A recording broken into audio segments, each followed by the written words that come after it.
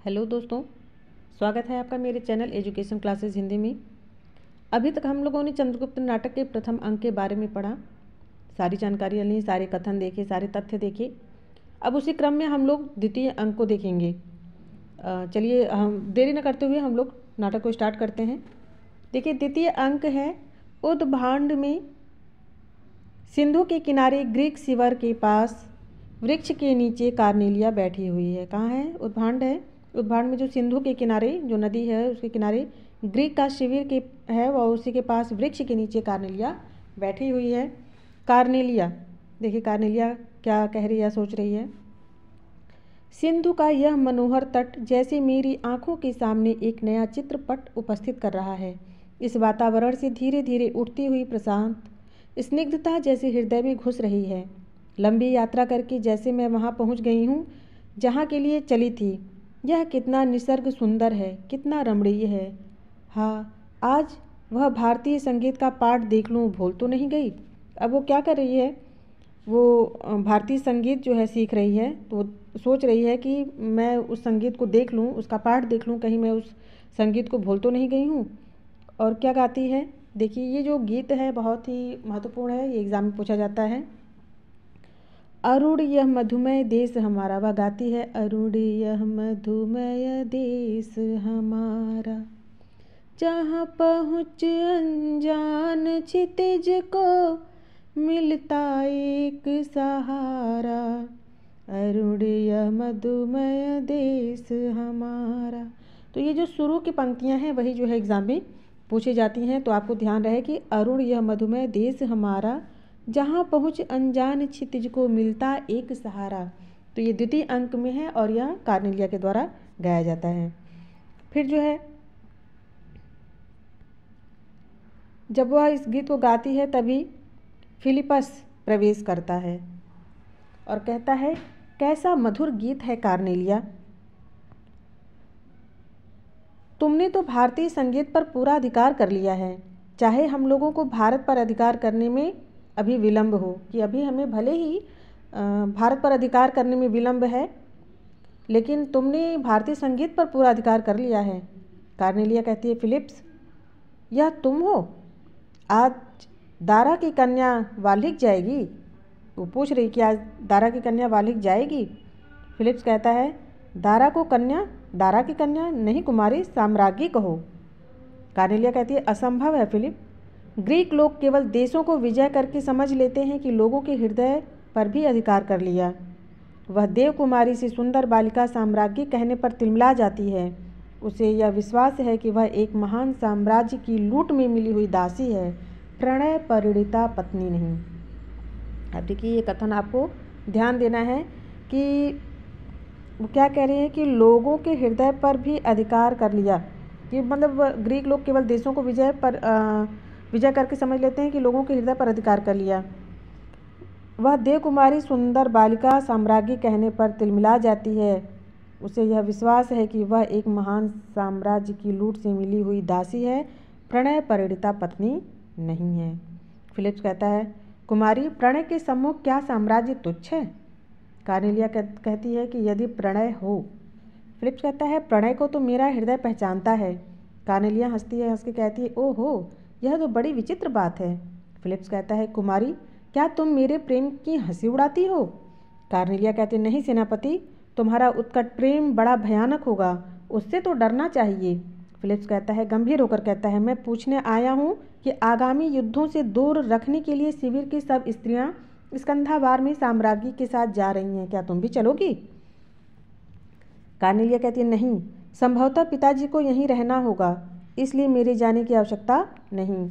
Philips कहता है कुछ सोचकर, कुमारी न जाने फिर कब दर्शन हो, इसलिए एक बार इन कोमल करों को चूमने की आज्ञा दो। अब वो उसके साथ बदतमीजी कर रहा है। कौन? फिलिप्स। कार्नेलिया कहती है, तुम मेरा अपमान करने का साहस न करो फिलिप्स। फिलिप्स कहता है, प्राण देकर भी नहीं कुमारी, परंतु प्रेम अंधा है। कार्नेलिया कहती है, तुम अपने अंधेपन से दूसरों को ठुकराने का लाभ नहीं उठा सकते फिलिप्स। फिलिप्स कहता है, इधर उधर देखता है, कहता है, यह नहीं हो सकता। कार्नेलिया का हाथ पकड़ना चाहता है, वह चिल्लाती है। कौन? कार्नेलिया। रक्षा करो, रक्षा करो। चंद्रगुप्त प्रवेश करके फिलिप्स की गर्दन पकड़कर दबाता है। वह गिरकर क्षमा मांगता है। चंद्रगुप्त छोड़ देता है। मतलब तब तक चंद्रगुप्त आ जाता है, प्रवेश कर लेता है और फिलिप्स की गर्दन पकड़ लेता है। तो फिलिप्स जो है वो उसके पैरों पे गिरता है, क्षमा मांगता है, चंद्रगुप्त उसको छोड़ देता है। कार्नेलिया कहती है, धन्यवाद आर्यवीर। फिलिप्स लज्जित हो जाता है और लज्जित होकर कहता है, कुमारी प्रार्थना करता हूँ कि इस घटना को भूल जाओ, क्षमा करो। कार्नेलिया कहती है, क्षमा तो कर दूंगी परंतु भूल नहीं सकती। फिलिप्स तुम अभी चले जाओ। फिलिप्स जो है नतमस्तक हो जाता है और चला जाता है।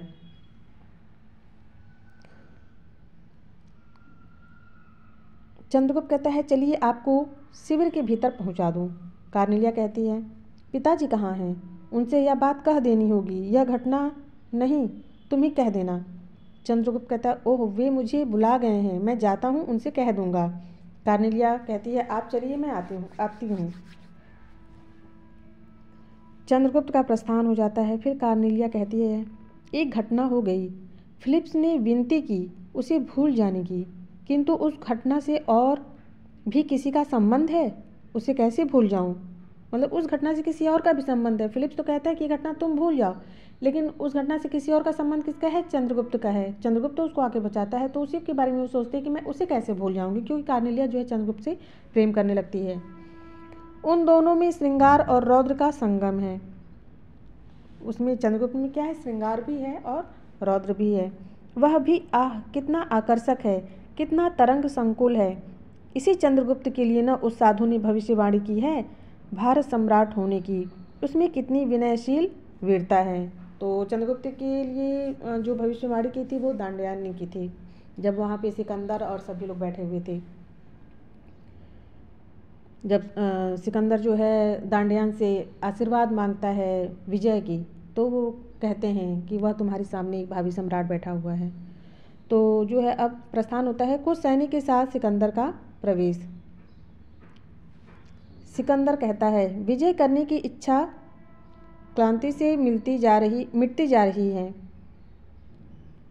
हम लोग इतने बड़े आक्रमण के समारंभ में लगे हैं और यह देश जैसे सोया हुआ है। लड़ना जैसे इनके जीवन का उद्वेगजनक अंश नहीं। अपने ध्यान में दार्शनिक के सदृश वे विनग्र हैं। सुनते हैं पौरव ने केवल झेलम के पास कुछ सेना प्रतिरोध करने के लिए या केवल देखने के लिए रख छोड़ी है। हम लोग जब पहुंच जाएंगे तब वे लड़ लेंगे, वो सोचता है। कहता है, विजय करने की इच्छा क्लांति से मिटती जा रही है। मिलती लिखा है लेकिन मिटती जा रही है। यह लोग इतने बड़े आक्रमण के समारंभ, जो मतलब होने वाला है आक्रमण, तो जैसे यह देश सोया हुआ है। लड़ना जैसे इनके जीवन का उद्वेगजनक अंश नहीं है। मतलब ये देश लड़ना नहीं जानता है। अपने ध्यान में दार्शनिक के सदृश वे निमग्न हैं। मतलब किसी दार्शनिक जीवन जीते हैं ये। सुनते हैं पौरव ने, जहाँ पौरव जो आक्रमण करने वाला है पौरव पर, पंचनद पे, तो वहाँ का जो शासक है पौरव, उसके लिए वो कह रहा है कि जहाँ मैं आक्रमण करने वाला हूँ वह शासक पौरव न केवल झेलम के पास, पौरव ने केवल झेलम के पास कुछ सेना प्रतिरोध करने के लिए या केवल देखने के लिए रख छोड़ी है। हम लोग जब पहुँच जाएंगे तब वे लड़ लेंगे, उसे यह शंका है। एनिसाक्रिटिस आता है, कहता है, मुझे तो वे लोग आलसी मालूम पड़ते हैं। सिकंदर कहता है, नहीं नहीं, यहाँ के दार्शनिक की परीक्षा तो तुम कर चुके। दांडयान को देखा ना, थोड़ा ठहरो, यहाँ के वीरों का भी परिचय मिल जाएगा। यह अद्भुत देश है। एनिसाक्रिटिस कहता है, परंतु आम्भिक तो अपनी प्रतिज्ञा का सच्चा निकला। प्रबंध तो उसने अच्छा कर रखा है। सिकंदर कहता है, लोभी है। सुना है कि उसकी एक बहन चिढ़कर सन्यासिनी हो गई है। कौन? अलका। वो जंगल में निकल जाती है। एनिसाक्रिटिस कहता है, मुझे विश्वास नहीं होता, इसमें कोई रहस्य होगा। पर एक बात कहूँगा, ऐसे पथ में साम्राज्य की समस्या हल करना कहाँ तक ठीक है? क्यों न शिविर में ही चला जाए। सिकंदर कहता है, एनिसाक्रिटिस, फिर तो परसिपोलिस का राजमहल छोड़ने की आवश्यकता न थी। जो सिकंदर है वो अपना राज्य वहाँ से छोड़ के आया है यहाँ पे युद्ध करने के लिए, तो उसी के लिए कहता है कि अगर हम रास्ते में बात कर रहे हैं तो क्या दिक्कत है। अगर मैं इतना सब कुछ सोचता तो मैं परसिपोलिस छोड़ के नहीं आता अपना राजमहल। यहाँ एकांत में मुझे कुछ ऐसी बातों पर विचार करना है जिन पर भारत अभियान का भविष्य निर्भर है। मुझे उस नंगे ब्राह्मण की बातों से बड़ी आशंका हो रही है। भविष्यवाणियाँ प्रायः सत्य होती हैं। एक ओर से फिलिप्स, आम्बिक और दूसरी ओर से सेल्यूकस और चंद्रगुप्त का प्रवेश होता है।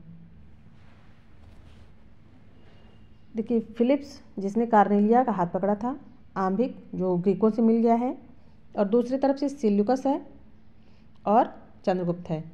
सिकंदर कहता है, कहो फिलिप्स, तुम्हें क्या कहना है? फिलिप्स कहता है, आम्बिक के पुत्र आम्बिक से पूछ लिया जाए। अब फिलिप्स देखिए अपना बचाव कैसे कर रहा है। अब ये देखिए, सिकंदर कहते हैं, कहो फिलिप्स, तुम्हें क्या कहना है? फिलिप्स कहता है, आम्बिक से पूछ लिया जाए। आम्बिक कहता है, यहाँ एक षड्यंत्र चल रहा है। फिलिप्स कहता है, और उसके सहायक हैं सेल्यूकस। सेल्यूकस कौन है? कार्नेलिया के पिता हैं। तो पहले ही, अब सेल्यूकस कुछ कहें उसके पहले ही फिलिप्स कह देना चाहता है जिससे वो बच जाए। सेल्यूकस कहता है, क्रोध और आश्चर्य से, इतनी नीचता, अभी उस लज्जाजनक अपराध का प्रकट करना बाकी ही रहा। उल्टा अभियोग प्रमाणित करना होगा फिलिप्स, नहीं तो खड्ग इसका न्याय करेगा। सिकंदर कहते हैं, उत्तेजित न हो सेल्यूकस। फिलिप्स कहता है, तलवार तो कभी का न्याय कर देती, परंतु देवपुत्र का भी जान लेना आवश्यक था, नहीं तो ऐसे निर्लज्ज विद्रोही की हत्या करना भी पाप नहीं पुण्य है। अब फिलिप्स किसको कह रहा है? ये जो है सेल्यूकस को जो है कह रहा है कि तुम जो है निर्लज्ज और विद्रोही हो और तुम्हारी हत्या करना पाप नहीं पुण्य है। सेल्यूकस जो है क्रोध से भर जाता है। वो कहता है, तलवार खींच लेता है। खींच के क्या कहता है सिकंदर से? सिकंदर कहता है, तलवार खींचने से अच्छा होता कि तुम अभियोग को निर्मूल प्रमाणित करने की चेष्टा करते। बतलाओ, तुमने चंद्रगुप्त के लिए अब क्या सोचा? सेल्यूकस कहता है, चंद्रगुप्त ने अभी अभी कार्नेलिया को इस नीच फिलिप्स के हाथ से अपमानित होने से बचाया है, और मैं स्वयं यह अभियोग आपके सामने उपस्थित करने वाला था। सिकंदर कहता है, परंतु साहस नहीं हुआ। क्यों सेल्यूकस? फिलिप्स कहता है, क्यों साहस होता? इनकी कन्या दांड्यायन के आश्रम पर भारतीय दर्शन पढ़ने जाती है, भारतीय संगीत सीखती है, वहीं पर विद्रोह कारिणी अलका भी आती है, और चंद्रगुप्त के लिए यह जनरव फैलाया गया है कि यही भारत का भावी सम्राट होगा। आप देखिए फिलिप्स बचने के लिए क्या क्या कर रहा है, और आरोप पे आरोप वो लगाता जा रहा है। सेल्यूकस कहता है कि रोक, अपनी अबाध गति से चलने वाली जीभ रोक। सिकंदर कहता है, ठहरो सेल्यूकस, तुम अपने को विचाराधीन समझो। हाँ तो चंद्रगुप्त, मुझे तुमसे कुछ पूछना है। चंद्रगुप्त कहता है, क्या है? सिकंदर कहता है, सुना है कि मगध का वर्तमान शासक एक नीच जन्मा जारस संतान है। मगध का वर्तमान शासक कौन है? नंद है। तो उसी को वो कह रहा है कि मैंने सुना है कि वह एक नीच जन्मा जारज का संतान है, उसकी प्रजा असंतुष्ट है और तुम उस राज्य को हस्तगत करने का प्रयत्न कर रहे हो। चंद्रगुप्त कहता है, हस्तगत नहीं, उसका शासन बड़ा क्रूर हो गया है, मैं मगध का उद्धार करना चाहता हूँ। सिकंदर कहता है, और उस ब्राह्मण के कहने पर अपने सम्राट होने का तुम्हें विश्वास हो गया होगा, जो परिस्थिति देखते हुए असंभव भी नहीं जान पड़ता कि यहाँ की जो परिस्थितियाँ हैं उस परिस्थितियों के हिसाब से तुम तो यहाँ वो राजा नहीं बन सकते हो, उस मगध को जीत नहीं सकते हो। बस तुम केवल उस ब्राह्मण अर्थात दांड्यायन ने जो भविष्यवाणी की है कि तुम जो है भावी सम्राट बनोगे, तो उसी के लिए वो सिकंदर कह रहा है कि उस ब्राह्मण के कहने पर तुम सम्राट होने का विश्वास कर लिए हो। चंद्रगुप्त कहता है, असंभव क्यों नहीं? सिकंदर कहता है, हमारी सेना इसमें सहायता करेगी, फिर भी असंभव है। सिकंदर क्या करेगा? हमारी जो सेना है वो तुम्हारी सहायता करेगी विजित करने के लिए, ये फिर भी असंभव है। चंद्रगुप्त कहता है, मुझे आपसे सहायता नहीं लेनी है। सिकंदर क्रोध से कहता है, फिर इतने दिनों तक ग्रीक शिविर में रहने का तुम्हारा क्या उद्देश्य है? चंद्रगुप्त कहता है, एक सादर निमंत्रण और सेल्यूकस से उपकृत होने के कारण उनके अनुरोध की रक्षा। मतलब उसको निमंत्रण दिया गया था और सेल्यूकस ने जब व्याघ्र से चंद्रगुप्त की रक्षा की थी, तब उस समय भी सेल्यूकस ने उसे निमंत्रण दिया था, तो उसी वजह से वो जो है ग्रीक शिविर में रुका हुआ था। परंतु मैं यवनों को अपना शासक बनने को आमंत्रित नहीं करने आया हूँ। परंतु मैं यवनों को अर्थात जो सिकंदर है उनको कह रहा है कि अपना शासक बनने को आमंत्रित करने नहीं आया हूँ। सिकंदर कहता है, परंतु इन्हीं यवनों के द्वारा भारत जो आज तक कभी आक्रांत नहीं हुआ है विजित किया जाएगा। तो चंद्रगुप्त कहता है, यह भविष्य के गर्भ में है उसके लिए अभी से इतनी उछल कूद मचाने की आवश्यकता नहीं। सिकंदर कहता है अबोध युवक तो गुप्तचर है। चंद्रगुप्त कहता है नहीं, कदापि नहीं, अवश्य ही यहाँ रहकर यमन रणनीति से मैं कुछ परिचित हो गया हूँ। मुझे लोभ से पराभूत गांधार राज आंभिक समझने की भूल न होनी चाहिए कि तुम ये मत सोचो कि मैं पराभूत हूँ और मैं आंभिक की तरह हूँ, ये मुझे समझने की भूल मत करना। मैं मगध का उद्धार करना चाहता हूँ, परंतु यमन लुटेरों की सहायता से नहीं। सिकंदर कहता है तुमको अपनी विपत्तियों से डर नहीं, सिकंदर कहता है तुमको अपनी विपत्तियों से डर नहीं, ग्रीक लुटेरे हैं। चंद्रगुप्त कहता है क्या यह झूठ है? लूट के लोभ से हत्या, व्यवसायियों को एकत्र करके उन्हें वीर सेना कहना, रणकला का उपहास करना है। सिकंदर कहता है आश्चर्य और क्रोध से कहता है सेल्यूकस। चंद्रगुप्त कहता है सेल्यूकस नहीं, चंद्रगुप्त कहने की बात चंद्रगुप्त से कहनी चाहिए। आंबिक कहता है शिष्टता से बात करो। चंद्रगुप्त कहता है स्वच्छ हृदय भीरु कायरों किसी वंचक शिष्टता नहीं जानता। कितनी देखिए इम्पोर्टेंट बात यहाँ पे है कि स्वच्छ हृदय भीरु कायरों की सी वंचक शिष्टता नहीं जानता। स्वच्छ हृदय जो है वो भीरु नहीं होता, कायर नहीं होता, वंचक नहीं होता, वो वंचक सी शिष्टता नहीं जानता है। मेरा हृदय जो है वो स्वच्छ है। अनार्य, देशद्रोही, आंभिक। चंद्रगुप्त रोटियों की लालच से, घृणाजनक लोभ से सिकंदर के पास नहीं आया है। वो कह रहा है किससे? आंभिक से कह रहा है कि अनार्य, देशद्रोही, आंभिक, चंद्रगुप्त रोटियों की लालच से, घृणाजनक लोभ से सिकंदर के पास नहीं आया है। सिकंदर कहता है बंदी कर लो इसे।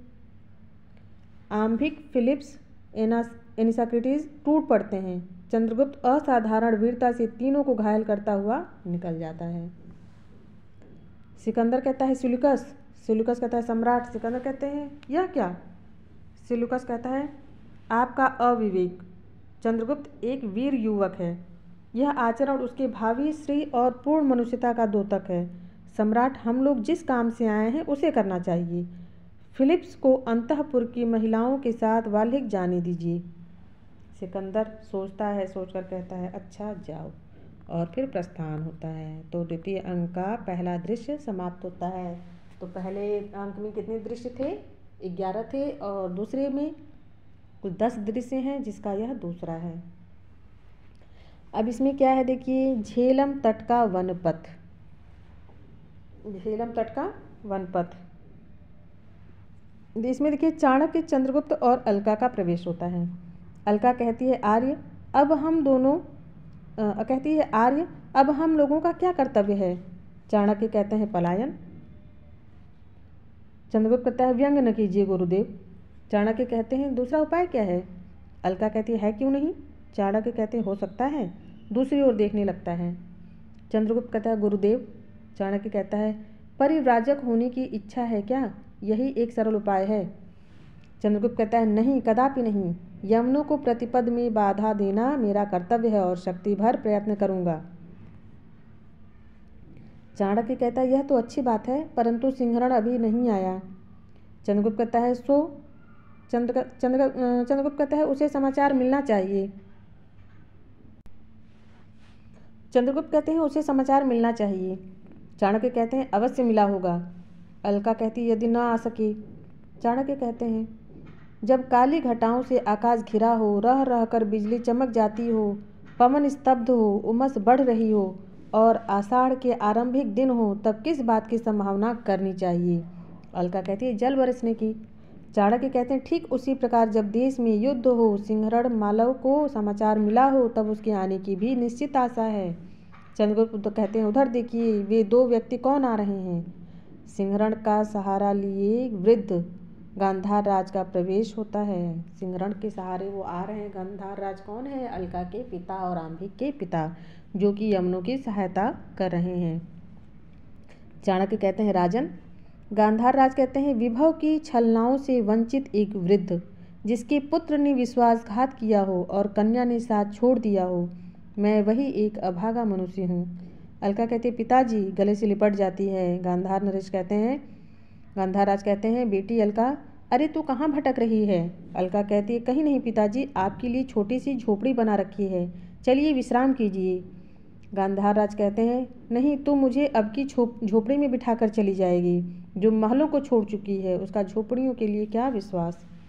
अलका कहती है, नहीं पिताजी विश्वास कीजिए। सिंहरण से कहती है, मालव मैं कृतज्ञ हुई, क्योंकि सिंहरण ही जो है गांधार राज को लेके आते हैं सहारा देके, तो इसलिए वो कहती हैं कि मैं कृतज्ञ हुई। सिंहरण सस्मित नमस्कार करता है। पिता के साथ अलका का प्रस्थान होता है।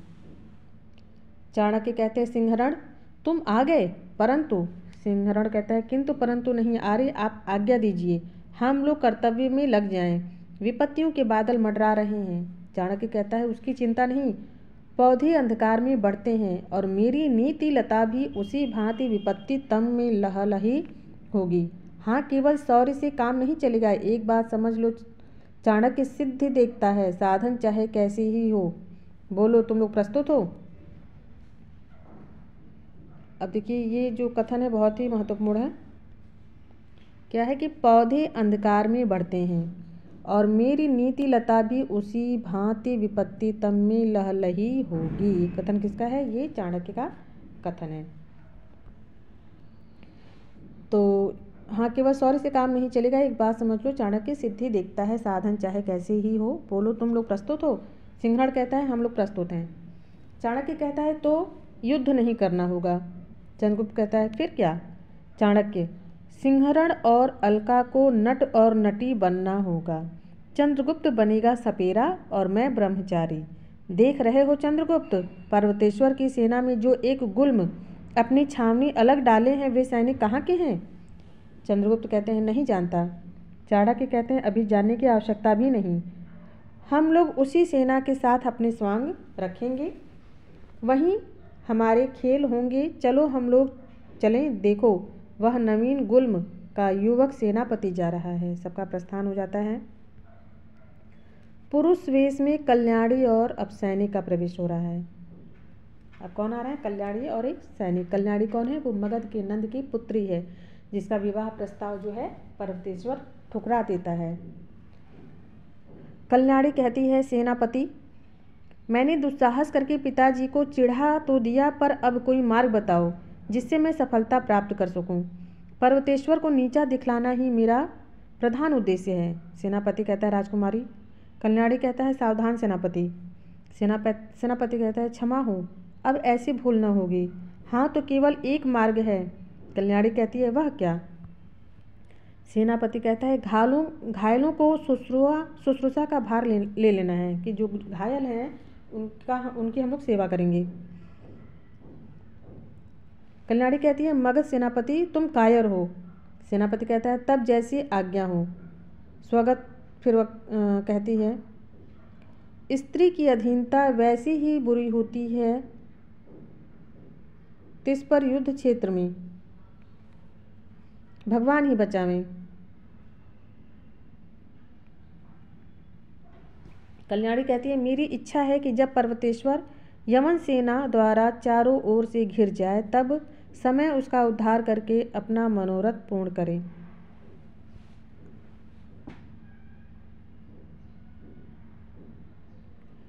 कल्याणी क्या कहती है कि मेरी इच्छा है कि जब पर्वतेश्वर यमन सेना द्वारा चारों ओर से घिर जाए, तब उस समय उसका उद्धार करके अपना मनोरथ पूर्ण करूं। सेनापति कहता है, बात तो अच्छी है। कल्याणी कहती है, और तब तक हम लोगों की रक्षित सेना रुककर देखते हुए इधर उधर देखती, कहती है, यह लो पर्वतेश्वर इधर ही आ रहा है। और इसकी इच्छा भी क्या है? पर्वतेश्वर को मारने की। तो ऐसे तो मार नहीं सकती है, तो वही कह रहे कि पर्वतेश्वर अब इधर आ रहा है। पर्वतेश्वर का युद्ध वेश में प्रवेश होता है। पर्वतेश्वर कहता है, दूर देखकर वो कहता है, वह किस गुल्म का शिविर है युवक? कल्याणी कहती है, मागध गुल्म का महाराज। पर्वतेश्वर कहता है, मगध की सेना? असंभव, उसने तो रण निमंत्रण ही अस्वीकृत किया था। कल्याणी कहती है, परंतु मगध की बड़ी सेना में से एक छोटा सा वीर युवकों का दल इस युद्ध के लिए परम उत्साहित था, स्वेच्छा से उसने इस युद्ध में योग दिया है। पर्वतेश्वर कहता है, प्राच्य मनुष्यों में भी इतना उत्साह? हंसता है। कल्याणी कहती है, महाराज उत्साह का निवास किसी विशेष दिशा में नहीं है। पर्वतेश्वर हंसकर कहता है, प्रगल्भ हो युवक, परंतु रण जब नाचने लगता है तब भी यदि तुम्हारा उत्साह बना रहे तो मानूंगा। कि तुम्हारे अंदर जो ये उत्साह है वो तो बहुत अच्छा है, लेकिन जब युद्ध प्रारंभ होगा उस समय भी तुम्हारा यह उत्साह बना रहे तब समझूंगा। हाँ, तुम बड़ी सुंदर सुकुमार युवक हो, इसलिए साहस न कर बैठना। तुम मेरी रक्षित सेना के साथ रहो तो अच्छा, समझा ना। कल्याणी कहती है जैसी आज्ञा, क्योंकि कल्याणी क्या है, वो पुरुष वेश में है, तो वो उसी को कहता है कि तुम बड़ी सुंदर सुकुमार युवक हो, इसलिए साहस न करना बैठना, साहस न कर बैठना, तुम मेरी रक्षित सेना के साथ रहो। तो कहती है जैसी आज्ञा। चंद्रगुप्त सिंहरण और अलका का वेश बदले हुए प्रवेश होता है। सिंहरण कहता है खेल देख लो, खेल, ऐसा खेल जो कभी न देखा हो न सुना हो। पर्वतेश्वर कहता है नट, इस समय खेल देखने का अवकाश नहीं। अलका कहती है क्या युद्ध के पहले ही घबरा गए सेनापति, वह भी तो वीरों का खेल ही है। पर्वतेश्वर कहता है बड़ी ढीठ है। चंद्रगुप्त कहता है न हो तो नागों का ही दर्शन कर लो। कल्याणी कहती है बड़ा कौतुक है महाराज, इन नागों को ये लोग किस प्रकार वश में कर लेते हैं। चंद्रगुप्त कहता है, सभ्रम से कहता है महाराज हैं तब तो अवश्य पुरस्कार मिलेगा। सपेरों की सी चेष्टा करता है और फिर पिटारी खोलकर सांप निकालता है, क्योंकि वो नट बने हुए हैं, सब सांप दिखाना उनका काम थोड़ी है, लेकिन जो है सपेरों की सी वो चेष्टा करता है और फिर पिटारी खोल के सांप निकालता है। कल्याणी कहती है आश्चर्य है, मनुष्य ऐसे कुटिल विस्तरों को भी वश कर सकता है परंतु मनुष्य को नहीं। कौन कह रहा है? कल्याणी कह रही है। क्या कह रही है? मनुष्य ऐसे कुटिल विषधरों को भी वश कर सकता है परंतु मनुष्य को नहीं। पर्वतेश्वर कहता है नट नागों पर तुम लोगों का अधिकार कैसे हो जाता है। चंद्रगुप्त कहता है मंत्र महोषधि के भाले से बड़े बड़े मत्त नाग वशीभूत होते हैं। मतलब उसका कहना है कि मंत्रों के द्वारा जो है नागों को वश में कर लिया जाता है। सिंहरण कहता है हाँ महाराज, वैसे ही जैसे भालों से मदमत्त मतंग, जैसे भालों से क्या होता है, हाथी को भी जो है वश में कर लिया जाता है। पर्वतेश्वर कहता है तुम लोग कहाँ से आ रहे हो। सिंहरण कहता है ग्रीकों के शिविर से। चंद्रगुप्त कहता है उनके भाले भारतीय हाथियों के लिए वज्र ही हैं। पर्वतेश्वर कहता है तुम लोग आंभिक के चर तो नहीं हो। सिंहरण कहता है रातों रात यवन सेना वितस्तता के पार हो गई है, समीप है महाराज, सचेत हो जाइए। पर्वतेश्वर कहता है मगध नायक, इन लोगों को बंदी करो। मगध नायक कौन है? कल्याणी जो पुरुष वेश में है उससे कहती है कि तुम इन लोगों को बंदी कर लो। तो चंद्रगुप्त कल्याणी को ध्यान से देखता है। अलका कहती है उपकार का भी यह फल कि हम आप लोगों को जो है मतलब बता रहे हैं कि हाँ ग्रीकों की सेना आ गई है, वो पहुंचने वाली है, वितस्ता को पार कर ली है, और ये सब बताने के बाद भी हमारे उपकार का हमको ये फल कि हमको गिरफ्तार किया जा रहा है, बंदी बनाया जा रहा है। चंद्रगुप्त कहता है हम लोग बंदी ही हैं परंतु रणव्यूह से सावधान होकर सैन्य परिचालन कीजिए। जाइए महाराज, यवन रणनीति भिन्न है, यवनों की जो रणनीतियाँ हैं वो बिल्कुल अलग हैं। पर्वतेश्वर जो है वह दिग्न भाव से जाता है। कल्याणी सिंहरण से कहती है चलो हमारे शिविर में ठहरो, फिर बताया जाएगा। चंद्रगुप्त कहता है मुझे कुछ कहना है। कल्याणी कहती है अच्छा तुम लोग आगे चलो। सिंहरण इत्यादि आगे बढ़ते हैं। चंद्रगुप्त कहता है इस युद्ध में पर्वतेश्वर की पराजय निश्चित है। कल्याणी कहती है परंतु तुम कौन हो? ध्यान से देखती हुई कहती है मैं तुमको पहचान। चंद्रगुप्त कहती है मगध का एक सपेरा। कल्याणी कहती हूँ और भविष्य वक्ता भी। चंद्रगुप्त कहता है मुझे मगध की पताका के सम्मान की। कल्याणी कहती है कौन? चंद्रगुप्त तो नहीं। चंद्रगुप्त कहता है अभी तो एक सपेरा हूँ राजकुमारी कल्याणी। कल्याणी जो है एक क्षण चुप रहकर कहती है हम दोनों को चुप रहना चाहिए, चलो। दोनों का फिर प्रस्थान हो जाता है।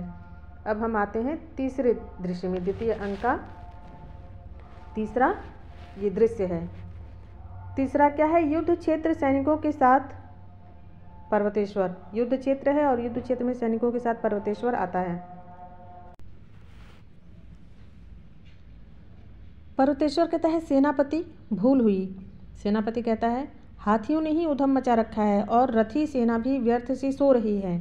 पर्वतेश्वर कहता है सेनापति युद्ध में जय या मृत्यु दो में से एक होनी चाहिए। सेनापति कहता है महाराज सिकंदर को वितस्ता पर यह अच्छी तरह विदित हो गया है कि हमारे खड्गों में कितनी धार है। स्वयं सिकंदर का अश्व मारा गया और राजकुमार की भीषण भाले की चोट सिकंदर न संभाल सका। पर्वतेश्वर कहता है, प्रशंसा का समय नहीं है, शीघ्रता करो, मेरा रणगज प्रस्तुत हो, मैं स्वयं गज सेना का संचालन करूंगा, चलो। सब जाते हैं। कल्याणी और चंद्रगुप्त का प्रवेश होता है। कल्याणी कहती है, चंद्रगुप्त, तुम्हें यदि मागध सेना विद्रोही जानकर बंदी बनावे तो चंद्रगुप्त कहता है, बंदी सारा देश है राजकुमारी, दारुण द्वेष से सब जकड़े हैं, मुझको इसकी चिंता भी नहीं, परंतु राजकुमारी का युद्ध क्षेत्र में आना अनोखी बात है। कल्याणी कहती है, केवल तुम्हें देखने के लिए, मैं जानती थी कि तुम युद्ध में अवश्य सम्मिलित होगे और मुझे भ्रम हो रहा है कि तुम्हारे निर्वासन के भीतरी कारणों में एक मैं भी हूँ।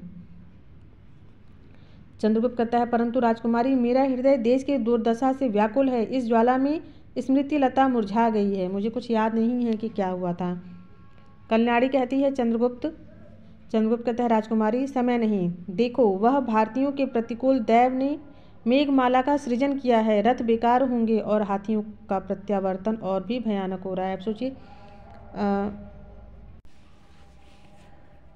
चंद्रगुप्त कहता है, राजकुमारी, समय नहीं, देखो वह भारतीयों के प्रतिकूल दैव ने मेघमाला का सृजन किया है, रथ बेकार होंगे और हाथियों का प्रत्यावर्तन और भी भयानक हो रहा है। कल्याणी कहती है, तब मगध सेना तुम्हारे अधीन है, जैसा चाहो करो।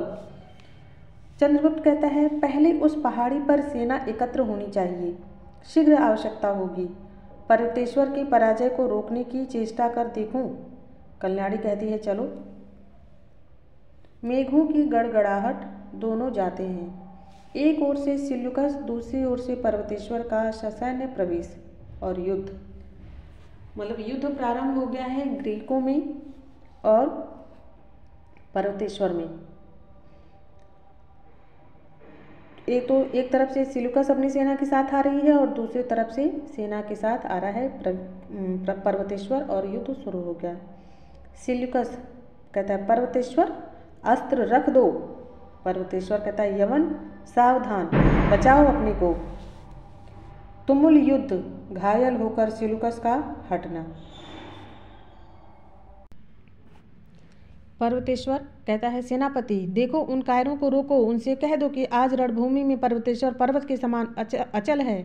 जब वो सिल्युकस हटने लगता है तब वो कहता है, जय पराजय की चिंता नहीं, इन्हें बतला देना होगा कि भारतीय लड़ना जानते हैं, बादलों से पानी बरसने की वजह वज्र बरसे, सारी गज सेना छिन्न भिन्न हो जाए, रथी विरथ हों, रक्त के नाले धमनियों से बहें, परंतु एक पग भी पीछे हटना पर्वतेश्वर के लिए संभव है। धर्म युद्ध में प्राण भिक्षा मांगने वाले भिखारी हम नहीं, जाओ उन भगोड़ों से एक बार जननी के स्वतंत्र की लज्जा के नाम पर रुकने के लिए कहो कि मरने का एक क्षण एक ही है, जाओ।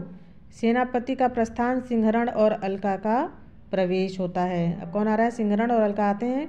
सिंहरण कहता है, महाराज यह स्थान सुरक्षित नहीं, उस पहाड़ी पर चलिए। पर्वतेश्वर कहता है, तुम कौन हो युवक? सिंहरण कहता है, एक मालव। पर्वतेश्वर कहता है, मालव के मुख से ऐसा कभी नहीं सुना गया। मालव कहता है, खड्ग क्रीड़ा देखनी हो तो खड़े हो रहो, डर लगता हो तो पहाड़ी पर जाओ। सिंहरण कहता है, महाराज यमनों का एक दल वह आ रहा है। पर्वतेश्वर कहता, आने दो, तुम हट जाओ। सिल्युकस और फिलिप्स का प्रवेश। सिंहरण और पर्वतेश्वर का युद्ध और लड़खड़ाकर गिरने की चेष्टा। चंद्रगुप्त और कल्याणी का सैनिकों के साथ पहुंचना, दूसरी ओर से सिकंदर का आना, युद्ध बंद करने के लिए सिकंदर की आज्ञा। चंद्रगुप्त कहता है, युद्ध होगा। सिकंदर कहता है, कौन? चंद्रगुप्त। चंद्रगुप्त कहता है, हाँ देवपुत्र। सिकंदर कहता है, किससे युद्ध? मुमुक्षु घायल होकर पर्वतेश्वर, वीर पर्वतेश्वर से कदापि नहीं। आज मुझे जय पराजय का विचार नहीं है, मैंने एक अलौकिक वीरता का स्वर्गीय दृश्य देखा है।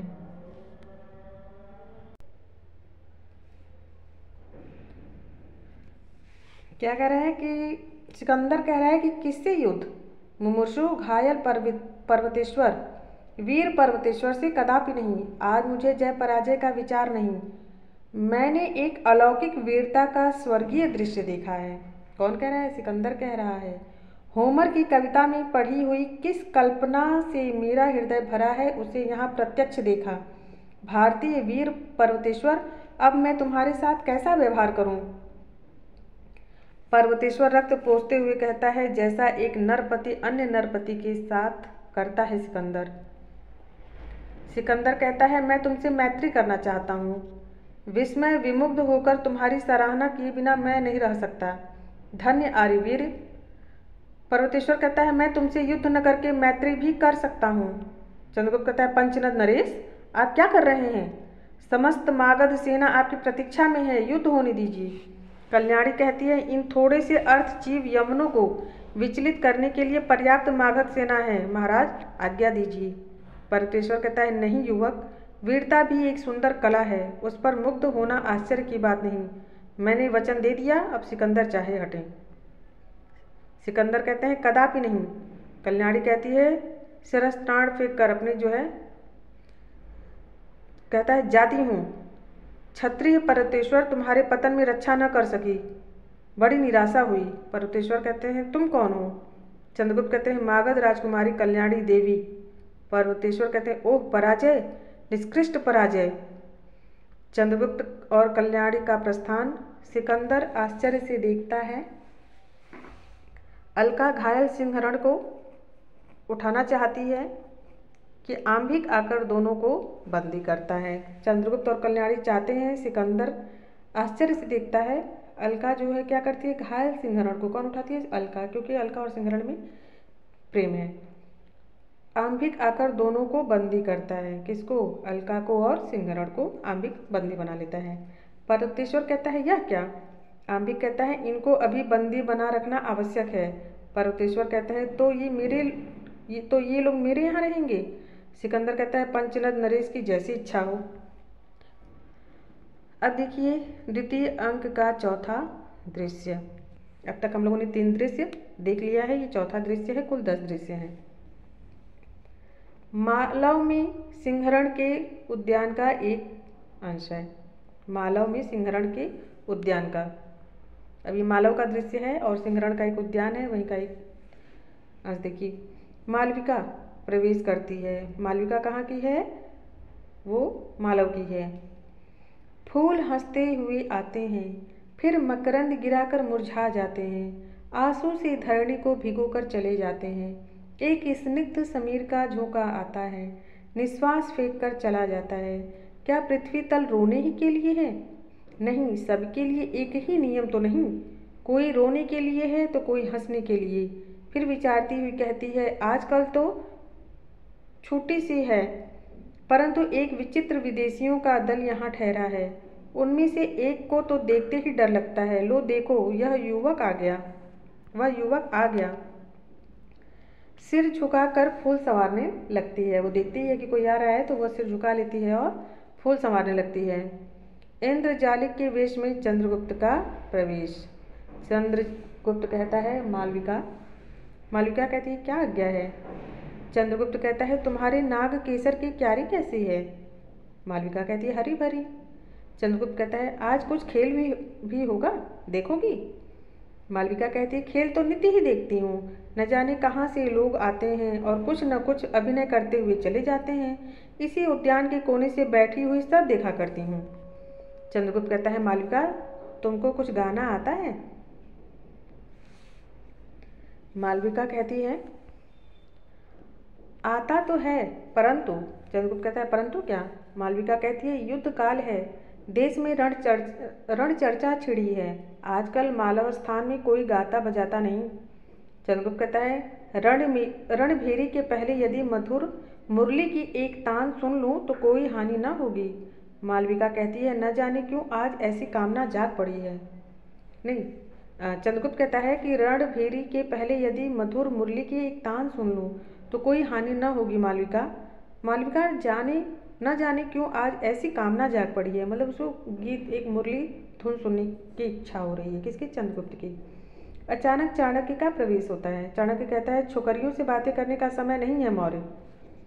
चंद्रगुप्त कहता है, नहीं गुरुदेव, मैं आज ही विपाशा के तट से आया हूँ, यवन शिविर भी घूम कर देख कर आया हूँ। चाणक्य कहता है, क्या देखा? चंद्रगुप्त कहता है, समस्त यवन सेना शिथिल हो गई है, मतलब थक गई है। मगध का इंद्रजाली जानकर मुझसे यवन सैनिकों ने वहां की सेना का हाल पूछा। मैंने कहा, पंचनद के सैनिकों से भी दुर्धर्ष कई लक्ष्य रण कुशल योद्धा शतद्र तट पर तुम लोगों की प्रतीक्षा कर रहे हैं। यह सुनकर कि नंद के पास कई लाख सेना है, उन लोगों में आतंक छा गया और एक प्रकार का विद्रोह फैल गया। देखिए क्या है, लक्ष्य रण कुशल मतलब लाखों युद्ध में कुशल योद्धा, लाखों कुशल योद्धा जो है शतद्र तट पर तुम लोगों की प्रतीक्षा कर रहे हैं। क्यों, कौन किसको कहता है? ये यवनों से वो कह के आता है, यवनों की सेना से कह के आता है कि पंचनद के सैनिकों से भी दुर्धर्ष कई लक्ष्य मतलब उनसे भी कहीं तेज लड़ने वाले लाखों रणकुशल योद्धा शतद्र तट पर तुम लोगों की प्रतीक्षा कर रहे हैं। यह सुनकर कि नंद के पास कई लाख सेना है, उन लोगों में आतंक छा गया और एक प्रकार का विद्रोह फैल गया। चाणक्य कहता है, हाँ तब क्या हुआ? फिलिस्तीनीज के अनुयायियों ने क्या किया? चंद्रगुप्त कहता है, उनकी उत्तेजना से सैनिकों ने विपाशा को पार करना अस्वीकार कर दिया और यमन देश लौट चलने के लिए आग्रह करने लगे। सिकंदर के बहुत अनुरोध करने पर भी वे युद्ध के लिए सहमत नहीं हुए, इसलिए रावी के राज्य मार्ग से लौटने का निश्चय हुआ है। अब उनकी इच्छा युद्ध की नहीं है। चाणक्य कहते हैं, और क्षुद्रकों का क्या समाचार है? चंद्रगुप्त कहते हैं, वे भी प्रस्तुत हैं। मेरी इच्छा है कि इस जगत विजेता का ढोंग करने वाले को एक पाठ पराजय का भी पढ़ा दिया जाए, परंतु इस समय यहाँ सिंहरण का होना अत्यंत आवश्यक है। चाणक्य कहते हैं, अच्छा देखा जाएगा। संभवतः स्कंधावार में मालवों की युद्ध परिषद होगी। अत्यंत सावधानी से काम करना होगा। मालवों को मिलाने का पूरा प्रयत्न तो हमने कर लिया है। चंद्रगुप्त कहता है, चलिए मैं अभी आया। चाणक्य का प्रस्थान हो जाता है। मालविका कहती है, यह खेल तो बड़ा भयानक होगा मागध। चंद्रगुप्त कहता है, कुछ चिंता नहीं, अभी कल्याणी नहीं आई। एक सैनिक का प्रवेश होता है। चंद्रगुप्त कहता है, क्या है? सैनिक कहता है, सेनापति, मगध सेना के लिए क्या आज्ञा है? चंद्रगुप्त कहता है, विपाशा और शतद्रु के बीच जहाँ अत्यंत संकीर्ण भूभाग है वहीं अपनी सेना रखो। स्मरण रखना कि विपाशा पार करने पर मगध का साम्राज्य ध्वंस करना, क्या है, विपाशा के पार करने पर मगध का जो साम्राज्य है उसको ध्वंस करना यवनों के लिए बड़ा साधारण काम हो जाएगा अगर उसने विपाशा को पार कर लिया। सिकंदर की सेना के सामने इतना विराट प्रदर्शन होना चाहिए कि वे भयभीत हों। सैनिक कहता है, अच्छा। राजकुमारी ने पूछा कि आप कब तक आवेंगे? उनकी इच्छा मालों में ठहरने की नहीं है। सैनिक कहता है, अच्छा। राजकुमारी ने पूछा है कि आप कब तक आवेंगे, उनकी इच्छा मालों में ठहरने की नहीं है। चंद्रगुप्त कहता है, राजकुमारी से मेरा प्रणाम कहना और कह देना कि मैं सेनापति का पुत्र हूँ। युद्ध ही मेरी आजीविका है। क्षुद्रकों की सेना का मैं सेनापति होने के लिए आमंत्रित किया गया हूँ, इसलिए मैं यहाँ रहकर भी मगध की अच्छी सेवा कर सकूँगा। सैनिक कहता है, जैसी आज्ञा, और जाता है। चंद्रगुप्त को सोचकर कहता है, सैनिक।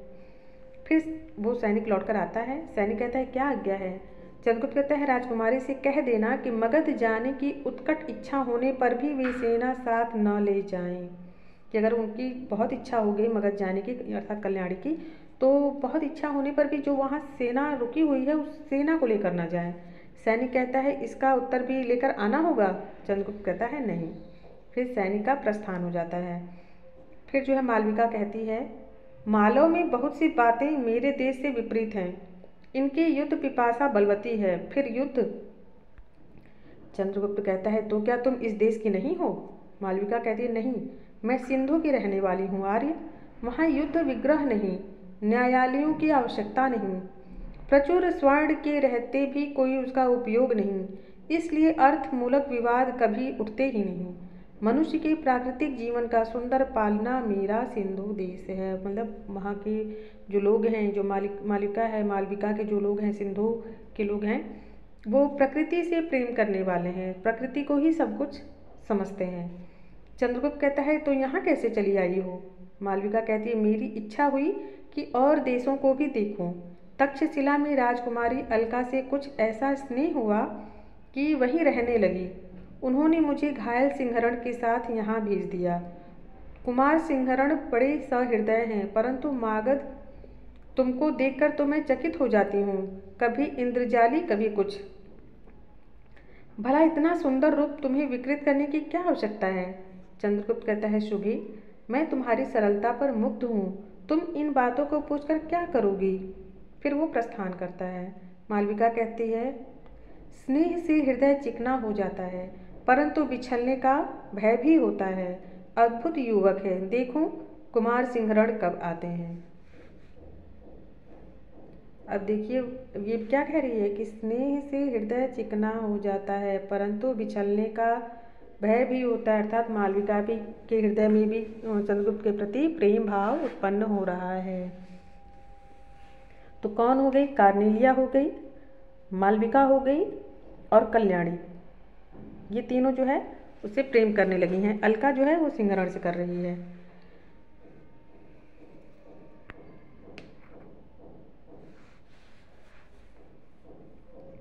स्थान देखिए, अब पांचवा दृश्य आ गया। पांचवा दृश्य है, स्थान है बंदी गृह, घायल सिंहरण और अलका। अलका कहती है अब तो चल फिर सकोगे, क्योंकि सिंहरण घायल हो गया था और वो बंदी बनाया गया है अंबिक के द्वारा। तो अब अलका पूछ रही है कि अब तो चल फिर सकोगे?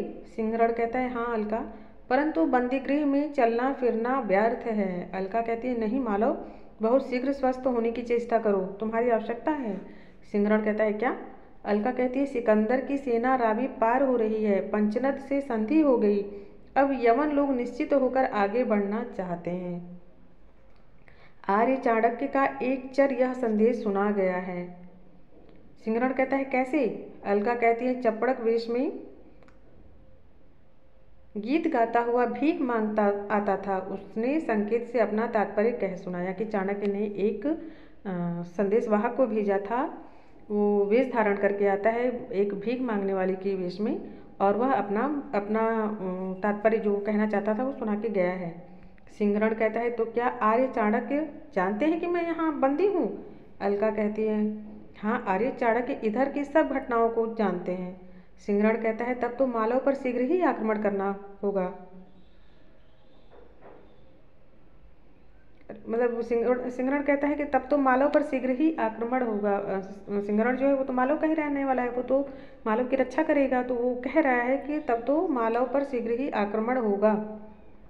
अलका कहती है कोई डरने की बात नहीं, क्योंकि चंद्रगुप्त को साथ लेकर आर्य ने वहाँ पर एक बड़ा भारी कार्य किया है। क्षुद्रकों और मालवों में संधि हो गई है। चंद्रगुप्त को उनकी सम्मिलित सेना का सेनापति बनाने का उद्योग हो रहा है। चंद्रगुप्त को उनकी सम्मिलित सेना का सेनापति बनाने का उद्योग हो रहा है। सिंहरण कहता है उठकर तब तो अलका मुझे शीघ्र पहुंचना चाहिए। अलका कहती है परंतु तुम बंदी हो। सिंहरण कहता है जिस तरह हो सके अलके मुझे पहुंचाओ। अलका कहती को सोचने लगती है, कहती है तुम जानते हो कि मैं क्यों बंद नहीं हूँ? सिंहरण कहता है क्यों? अलका कहती है आंभिक से पर्वतेश्वर की संधि हो गई और स्वयं सिकंदर ने विरोध मिटाने के लिए पर्वतेश्वर की भगिनी से आंभिक का ब्याह कर दिया है। आंभिक से पर्वतेश्वर की संधि हो गई और स्वयं सिकंदर ने विरोध मिटाने के लिए पर्वतेश्वर की भगिनी से आंभिक का ब्याह कर दिया है। परंतु आंभिक ने यह जानकर भी कि मैं यहाँ बंदिनी हूँ, मुझे छुड़ाने का प्रयत्न नहीं किया। उसकी भीतरी इच्छा थी कि पर्वतेश्वर की कई रानियों में से एक मैं भी हो जाऊं, परंतु मैंने अस्वीकार कर दिया। अब देखिए क्या कह रही है कि आंबिक और पर्वतेश्वर मित्र हो गए हैं और आंबिक की शादी जो है वो पर्वतेश्वर की भगनी से हो गई है। आंबिक ने जो है अपनी बहन अलका को यहाँ पे बंदी बनवाया है और अब आंबिक क्या चाहता है कि पर्वतेश्वर की जो बहुत सारी रानियाँ हैं उसमें से अलका भी एक रानी हो जाए, अर्थात अलका जो है पर्वतेश्वर से विवाह कर ले, और ये अस्वीकार कर देती है। सिंहरण कहता है अलका तब क्या करना होगा? अलका कहती है यदि मैं पर्वतेश्वर से ब्याह करना स्वीकार करूं तो संभव है कि तुमको छुड़ा दूं। सिंहरण कहता है मैं? अलका मुझसे पूछती हो? अलका कहती है दूसरा उपाय क्या है? सिंहरण कहता है मेरा सिर घूम रहा है अलका, तुम पर्वतेश्वर की प्रणयिनी बनोगी, अच्छा होता कि इससे पहले ही मैं न रह जाता। अलका कहती है क्यों मालो, इसमें तुम्हारी कुछ हानि है? सिंहरण कहता है कठिन परीक्षा न लो अलका, मैं बड़ा दुर्बल हूँ, मैंने जीवन और मरण में तुम्हारा संग न छोड़ने का प्रणय किया है। अलका मालव देश की स्वतंत्रता तुम्हारी आशा में है। सिंहरण और तुम पंचनद की अधीश्वरी बनने की आशा में तुम मुझे रणभूमि में प्राण देने की आज्ञा दो। अलका देखिए, पहले अलका क्या कहती है कि मालव देश की स्वतंत्रता तुम्हारी आशा में है, तो मुझे ये सब करना होगा। सिंहरण कहता है कि और तुम पंचनद की अधीश्वरी बनने की आशा में तुम वो कहता है कि तुम मुझे रणभूमि में प्राण देने की आज्ञा दे दो, मैं ये सब नहीं देख पाऊंगा। अलका कहती है हंसते हुए, चिढ़ गए। आर्य चाणक्य की आज्ञा है कि थोड़ी देर पंचनद का सूत्र संचालन करने के लिए मैं यहाँ की रानी बन जाऊँ। कि वो कह रही है कि चाणक्य ने कहा है कि तुम कुछ समय के लिए सूत्र संचालन अर्थात एक नाटक करो किसके, परतेश्वर की पत्नी बनने का। सिंहरण कहता है यह भी कोई हंसी है। अलका कहती है बंदी जाओ सो रहो, मैं आज्ञा देती हूँ कि जाओ सो रहो, अब मैं तुमको आज्ञा दे रही हूँ। सिंहरण का प्रस्थान होता है। अलका, सुंदर निश्चल हृदय, तुमसे हंसी करना भी अन्याय है, परंतु व्यथा को दबाना पड़ेगा। सिंहरण को मालव भेजने के लिए प्रणय के साथ अत्याचार करना होगा। तो वो प्रणय करती है, प्रेम करती है किससे, सिंहरण से। तो वही कहती है कि तुम सिंहरण का जो हृदय है वो बहुत ही निश्चल है, और निश्चल हृदय के साथ हंसी करना भी अन्याय है, लेकिन करना पड़ेगा। अब अलका क्या गाती है, प्रथम यौवन मदिरा से मत, प्रेम करने की थी परवाह, और किसको देना है हृदय, चून्हने की न तनिक थी चाह, चिन्हने की न थी तनिक विचार। बेच डाला था हृदय अमूल, आज वह मांग रहा था दाम, वेदना मिली तुला पर तोल, उसे लोभी ने ली बेकाम। तो इसकी प्रथम पंक्तियाँ याद रखिएगा। प्रथम यौवन मदिरा से मत, प्रेम करने की थी परवाह। अब यहाँ देखिए उन दोनों में प्रणय पूर्ण बातें हुई हैं, तो इसीलिए ये प्रणय का गीत यहाँ पे है। प्रथम यौवन मदिरा से मत, प्रेम करने की थी परवाह, और किसको देना है हृदय, चिन्हने की न तनिक थी चाह।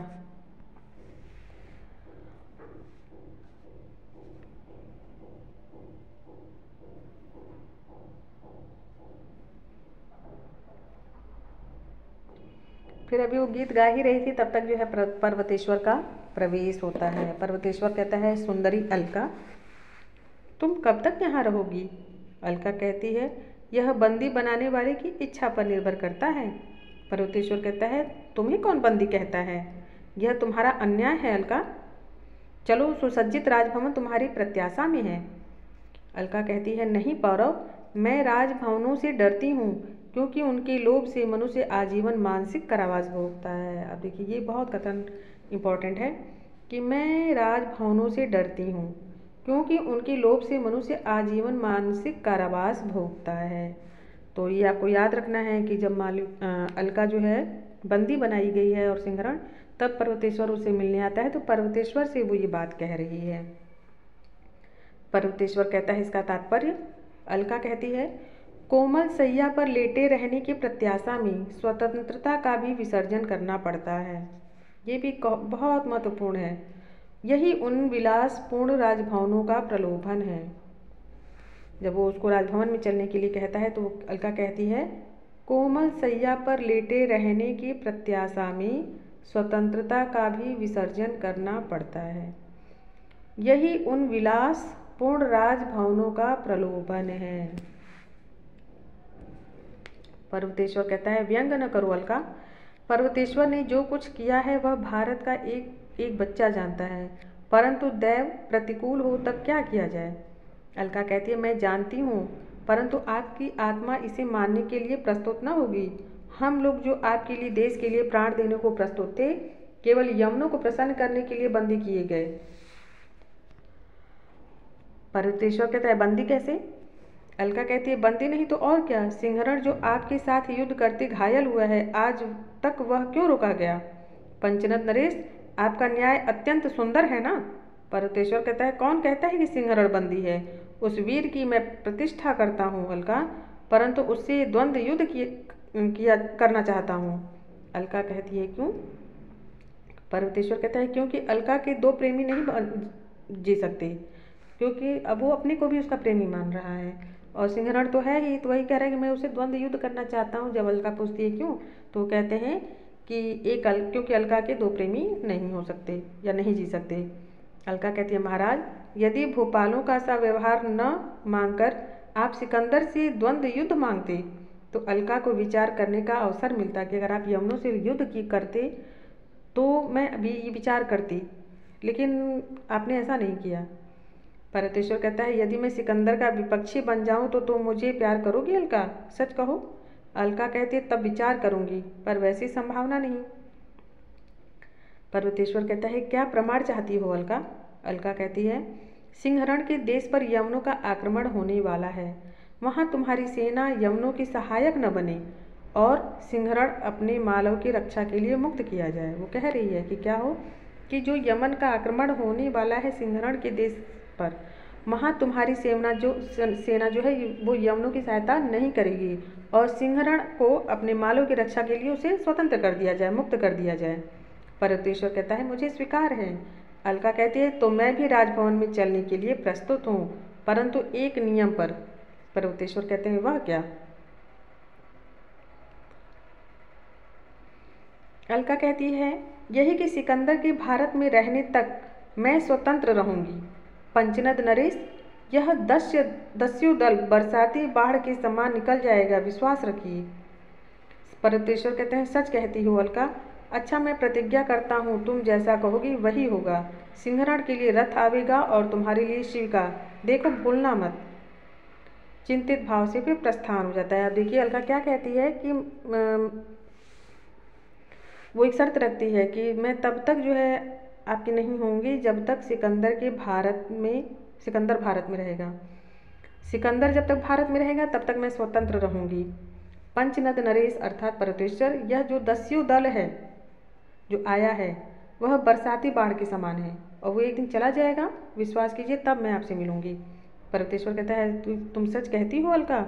अच्छा, तो मैं प्रतिज्ञा कर लेता हूँ कि तुम जैसा कहोगे वैसा ही होगा और सिंहरण के लिए एक रथ आवेगा और तुम्हारे लिए शिविका, देखो भूलना मत। चिंतित भाव से प्रस्थान हो जाता है। अब छठवां दृश्य देखिए, द्वितीय अंक का छठवां दृश्य है।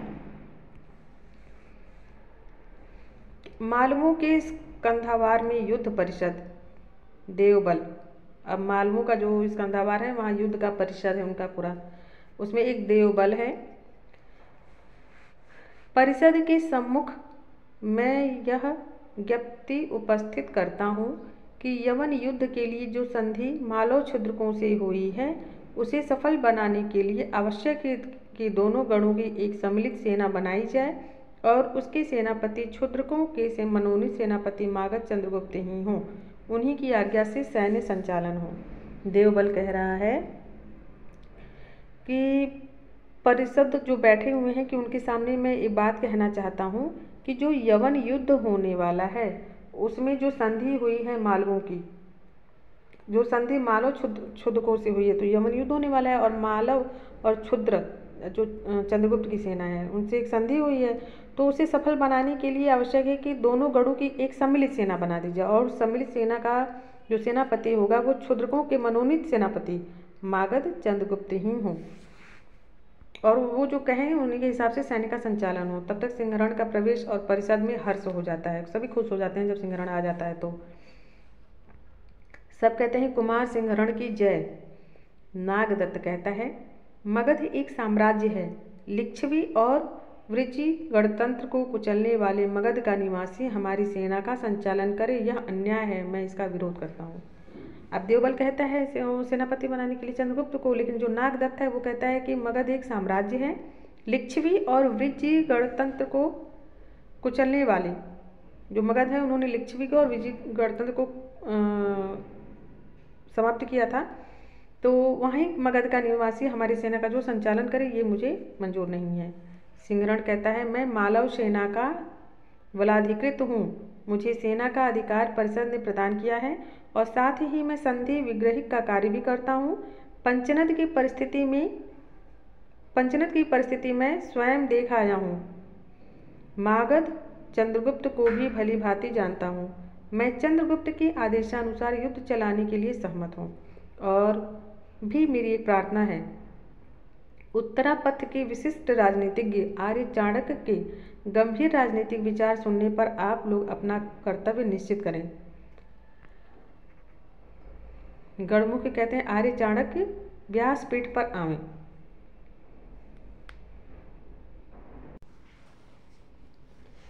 अब गणमुख्य कहता है आर्य चाणक्य व्यासपीठ पर आवे। चाणक्य व्यासपीठ से अब वो आसीन हो जाते हैं, फिर बोलते हैं उत्तरा पथ के प्रमुख गणतंत्र मालव राष्ट्र को परिषद का मैं अनुग्रहित हूँ कि ऐसे गंभीर अवसर पर मुझे कुछ कहने के लिए उसने आमंत्रित किया।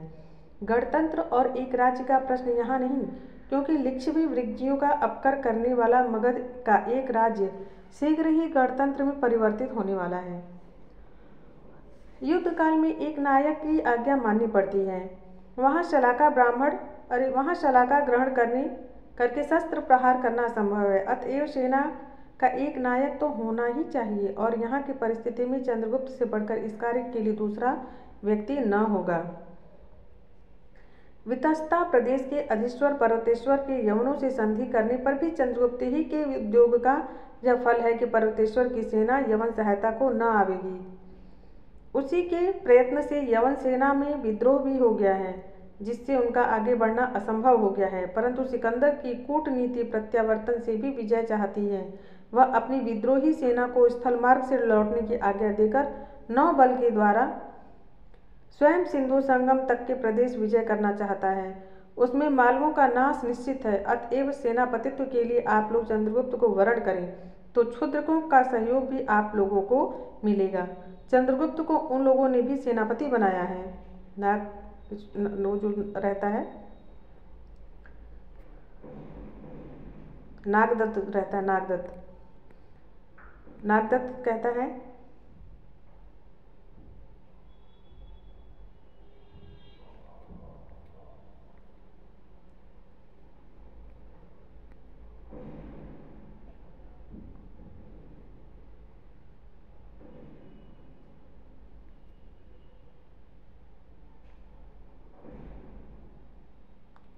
नागदत्त कहता है ऐसा नहीं हो सकता। चाणक्य कहता है प्रबल प्रतिरोध करने के लिए दोनों सैन्य में एकाधिपत्य होना आवश्यक है। साथ ही क्षुद्रकों को संधि की मर्यादा भी रखनी चाहिए। प्रश्न शासन का नहीं, युद्ध का है। युद्ध में सम्मिलित होने वाले वीरों को एकनिष्ठ होना ही लाभदायक है। फिर तो मालव और क्षुद्रक दोनों ही स्वतंत्र संघ हैं और रहेंगे। संभवतः इसमें प्राच्यों का एक गणराष्ट्र आगामी दिनों में और भी आ मिलेगा। नागदत्त कहता है समझ गया। चंद्रगुप्त को ही सम्मिलित सेना का सेनापति बनाना श्रेयस्कर होगा। वो भी तैयार हो जाता है। सिंहरण कहता है अन्न पान और भेषज सेना करने वाली स्त्रियों ने मालविका को अपना प्रधान बनाने की प्रार्थना की है। गणमुखी कहता है यह उन लोगों की इच्छा पर है। अस्तु, महाबलाधिकृत पद के लिए चंद्रगुप्त को वरण करने की आज्ञा परिषद देती है। फिर सत्यमेव जय घोष होता है। फिर सातवां जो है दृश्य है द्वितीय अंक का सातवां दृश्य, पर्वतेश्वर का प्रासाद।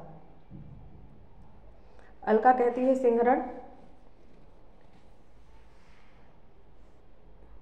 मेरी आशा देख रहा होगा। अलका सोच रही है कि सिंहरण मेरी आशा देख रहा होगा और मैं यहाँ पड़ी हूँ। आज इसका कुछ निपटारा करना होगा। अब अधिक नहीं। आकाश की ओर देखकर सोचती है तारों से भरी हुई काली रजनी का नीला आकाश जैसे कोई विराट गणितज्ञ निवृत्त में रेखा गणित की समस्याएं सिद्ध करने के लिए बिंदु दे रहा है। अब ये पंक्ति आप याद रखिएगा ये कौन है। जो थोड़ा सा ऐसे विचार होते हैं, ऐसे ही विचार जो एग्जामों में पूछ लिए जाते हैं। तो ये कौन सोच रही है? अलका जो है वो पर्वतेश्वर के प्रसाद में है, महल में, और वहीं पे वो सोच रही है। और क्या सोचती है कि तारों से भरी हुई काली रजनी का नीला आकाश जैसे कोई विराट गणितज्ञ निवृत्त में रेखा गणित की समस्या सिद्ध करने के लिए बिंदु दे रहा है। पर्वतेश्वर का प्रवेश होता है। पर्वतेश्वर कहता है अलका बड़ी दुविधा है। अलका कहती है क्यों पौरव? पर्वतेश्वर कहता है मैं तुमसे प्रतिश्रुत हो चुका हूँ कि मालव युद्ध में मैं भाग न लूँगा, परंतु सिकंदर का दूत आया है कि 8 सहस्त्र अश्वारोही लेकर रावी तट पर मिलो। साथ ही पता चला है कि कुछ यवन सेना अपने देश को लौट रही है। अलका अन्यमनस्क होकर कहती है हाँ कहते चलो। पर्वतेश्वर कहता है तुम क्या कहती हो अलका? क्योंकि अलका ने तो पहले ही कहा था कि तुम्हारी सेना जो है यवनों का साथ नहीं देगी और सिंहरण को तुम छोड़ दोगे। तभी मैं तुम्हारे साथ रहूँगी। तो पर्वतेश्वर स्वीकार कर लेता है। लेकिन अब जब मालवों से युद्ध होने वाला है तो यमन सेना जो है अब वो 8,000 घोड़ों के साथ मांग रही है सेना। तो अब पर्वतेश्वर तो दुविधा में है कि अब मैं क्या करूं, क्योंकि मैंने अलका को वचन दिया है। तो वही वो अलका से पूछ रहा है। अलका कहती है, पर्वतेश्वर कहते हैं तुम क्या कहती हो अलका? अलका कहती है मैं सुनना चाहती हूँ। पर्वतेश्वर बतलाओ मैं क्या करूँ? अलका कहती है जो अच्छा समझो। मुझे देखने में तो ऐसी सुंदर बेड़ी, फूलों से गुथी हुई श्याम अर्जनी की सुंदर बेड़ी। आह, क्या कह रहा है, क्या कह रही? जो अच्छा समझो, मुझे देखने दो। क्या? ऐसी सुंदर बेड़ी, फूलों से गुथी हुई श्यामा रजनी की सुंदर बेड़ी। आह। परमेश्वर कह रहे क्या कह रही हो? अलका कहती है गाने की इच्छा होती है, सुनोगे? क्या गाती है? बिखरी किरण अलक व्याकुल हो, बिरस बदन पर चिंता लेख, छाया पथ में राह देखते गिनती प्रणय अवध की रे। अब देखिए उस समय उसे सिकंदर कह रही हूँ, सिंहरण से उसका जो है प्रेम प्रणय चल रहा था जब वो बंदी में थी, तो वहाँ प्रेम भरे गीत गाती है। अब वह सिंहरण से अलग हो गई है, दूर है और पर्वतेश्वर के महल में है।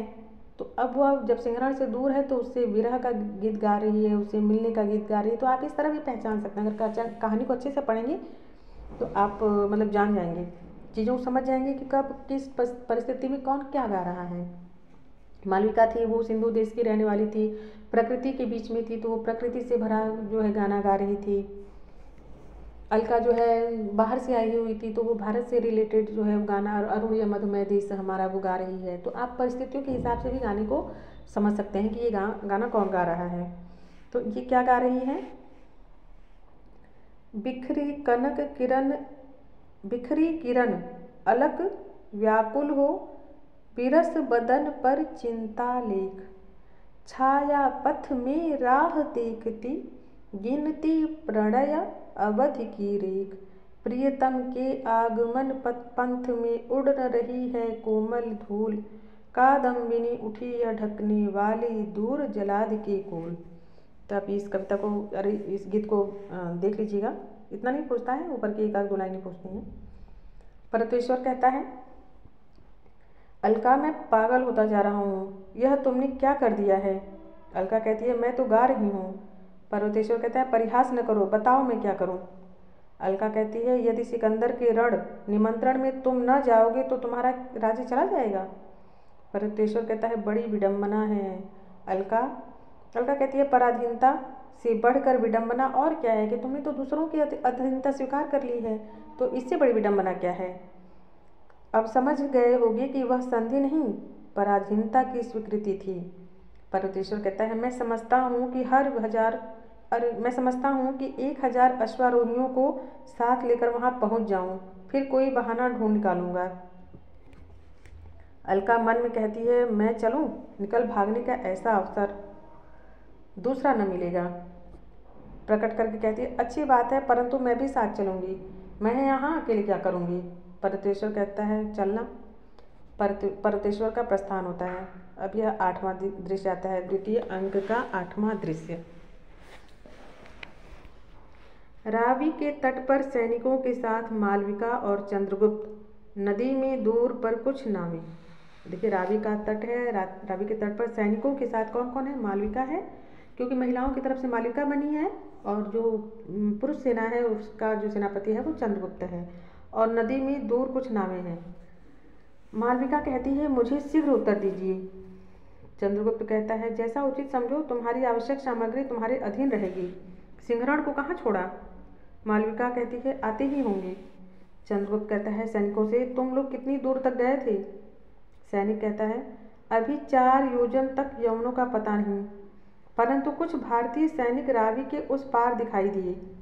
मालव की 50 हिस्ट्रिकाएँ वहाँ निरीक्षण कर रही हैं, उन पर धनुर्धर हैं। सिंहरण प्रवेश करके कहता है यह पर्वतेश्वर की सेना होगी। परंतु किंतु मागध आश्चर्य है। चंद्रगुप्त कहता है आश्चर्य कुछ नहीं, सिंहरण क्षुद्रकों के केवल कुछ ही कुल आए हैं, और तो चंद्रगुप्त कहता है चिंता नहीं, कल्याणी के मागध सैनिक और क्षुद्रक अपनी घात में हैं, यवनों को इधर आ जाने दो। सिंहरण थोड़ी ही हिजकाओं पर मुझे साहसी वीर चाहिए। चंद्रगुप्त कहता है कि सिंहरण थोड़ी सी हिजकाओं पर मुझे साहसी वीर चाहिए। सिंहरण कहता है प्रस्तुत है, आज्ञा दीजिए। चंद्रगुप्त कहता है यवनों की जलसेना पर आक्रमण करना होगा। विजय के विचार से नहीं, केवल उलझाने के लिए और उनकी सामग्री नष्ट करने के लिए। सिंहरण संकेत करता है नावें जाती हैं। मालविका कहती है मैं तो इस कंधावार के पृष्ठभाग में अपने साधन रखती हूँ, एक क्षुद्र भंडार मेरे उपवन में भी रहेगा। चंद्रगुप्त कहता है विचार करके अच्छी बात है। एक नाव तेजी से आती है, उस पर से अलका उतर पड़ती है। सिंहरण कहता है आश्चर्य से, तुम कैसे अलका? अलका कहती है परमेश्वर ने प्रतिज्ञा भंग की है, वह सैनिकों के साथ सिकंदर की सहायता के लिए आया है। मालवों की नावें घूम रही थीं, मैं जानबूझकर परमेश्वर को छोड़कर वहीं पहुंच गई हंसकर, परंतु मैं बंदी होकर आई हूँ। चंद्रगुप्त कहता है देवी युद्ध काल है, नियमों को तो देखना ही पड़ेगा। मालविका ले जाओ इन्हें उपवन में।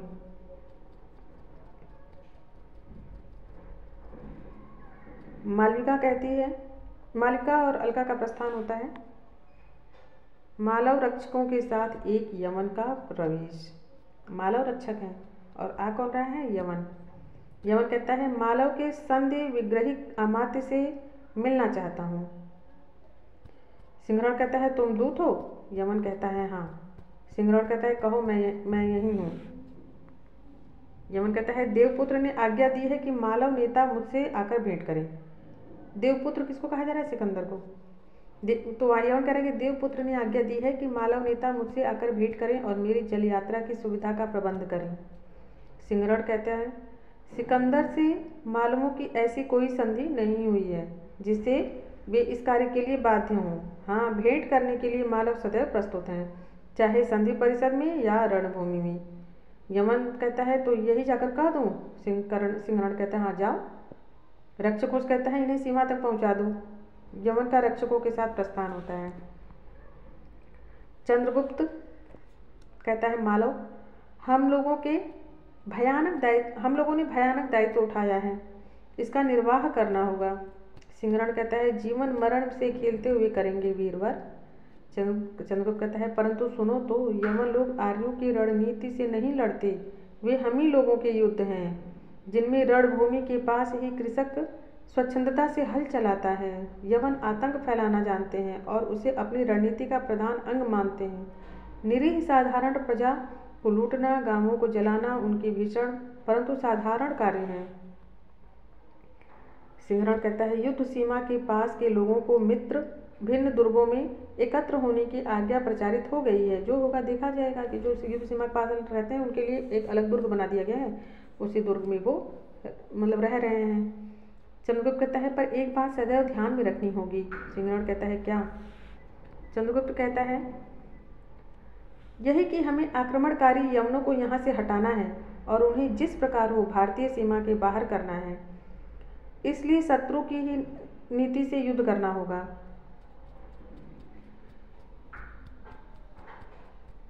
सिंहरण कहता है सेनापति की सब आज्ञाएं मानी जाएंगी।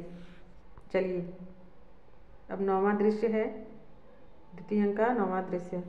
शिविर के समीप कल्याणी और चाणक्य। अब कौन कौन आया है? शिविर है, शिविर के समीप जो है कल्याणी जो मगध की राजकुमारी और चाणक्य।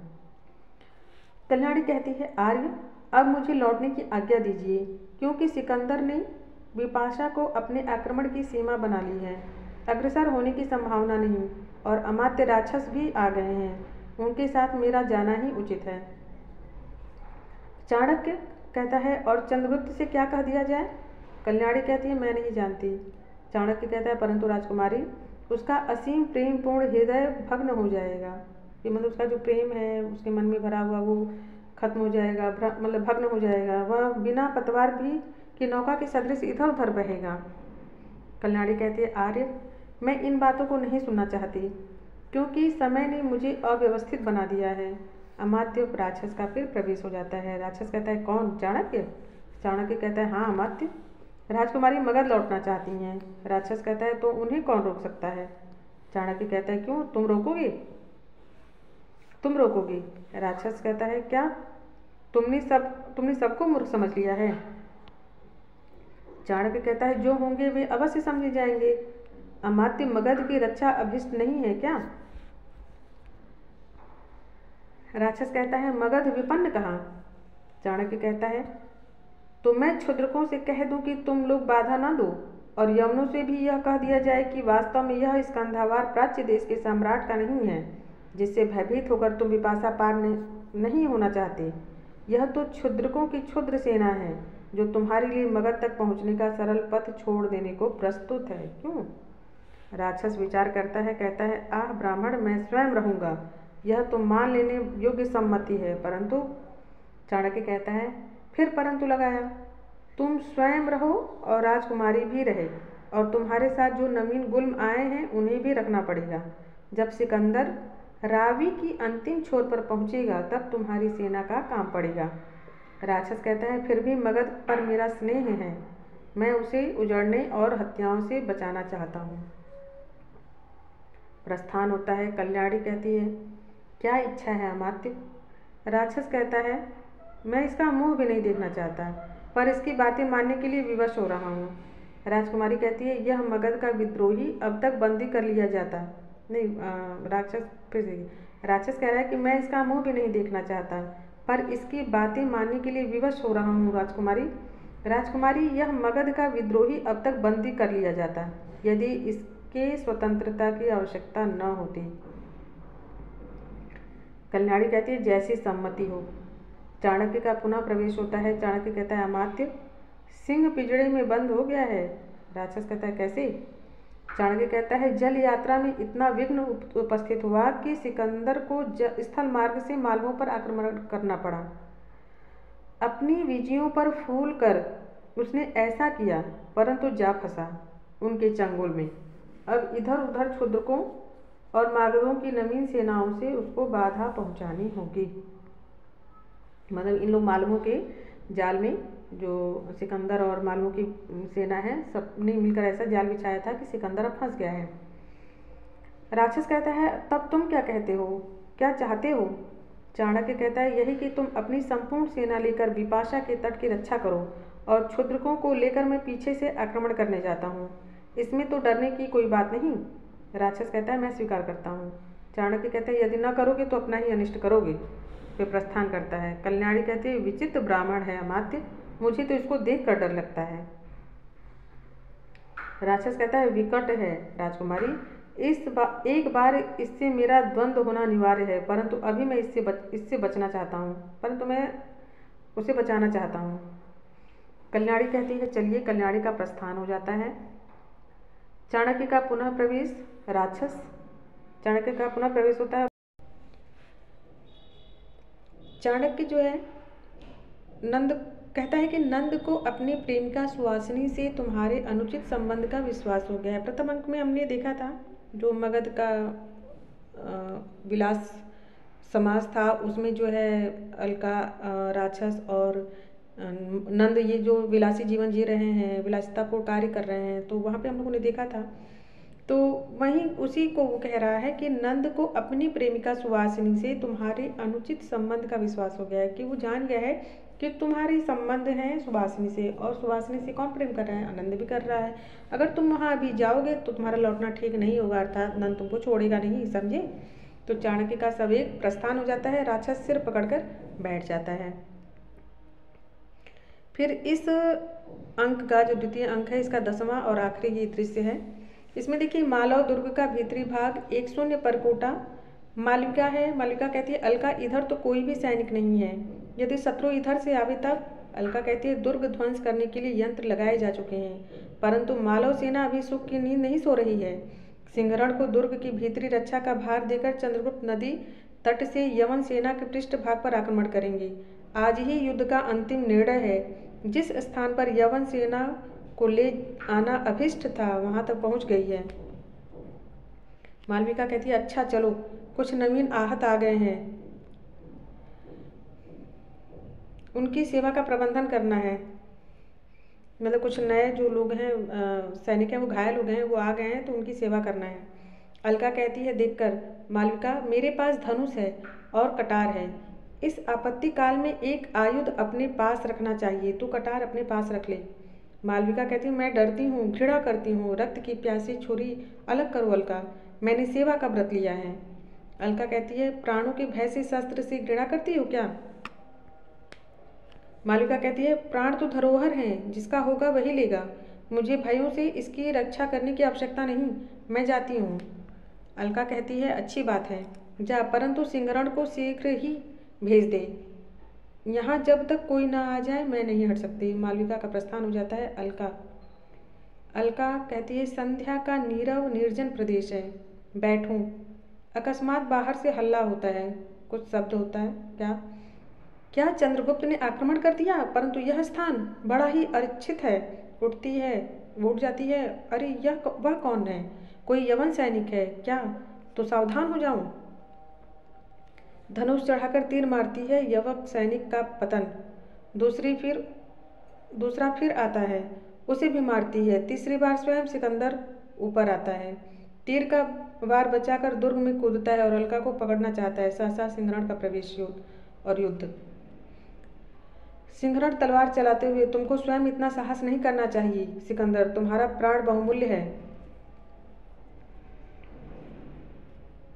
देखिए यहाँ पे क्या है, धनुष चढ़ाकर जब वो तीर मारती है तो यवन सैनिक का पतन होता है। दूसरा फिर ऊपर आता है, उसे भी मारती है। तीसरी बार स्वयं सिकंदर ऊपर आता है, तीर का वार बचाकर दुर्ग में कूद जाता है और अलका को पकड़ना चाहता है। सहसा ही उस समय सिंहरण का भी प्रवेश हो जाता है और सिंहरण और सिकंदर में युद्ध हो रहा है।